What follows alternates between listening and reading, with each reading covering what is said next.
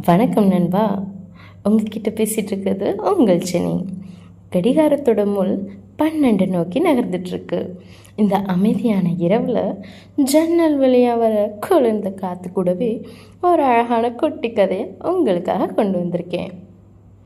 நம்ம வாழ்க்கையில் எத்தனையோ ஓட்டங்கள், ஆனால் என்னைக்காவது ஒரு நிமிஷம் என்ன சுற்றி இருக்கிற அழகான விஷயங்களை கவனிச்சிருக்கோமா? ஒரு ஊரில் ஒரு பெரிய சிற்பி இருந்தாராம். அவர் செதுக்கிற சிலைகள் எல்லாம் அப்படியே தத்ரூபமாக இருக்குமா.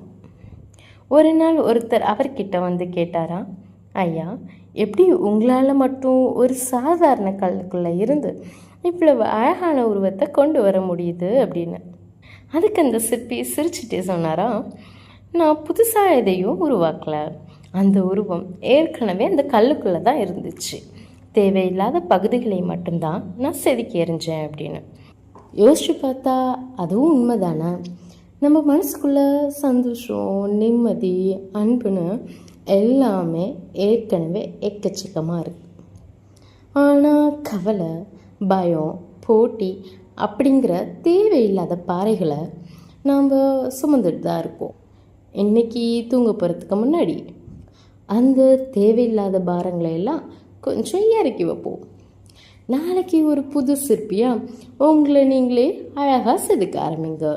இனிய இரவு வணக்கம்.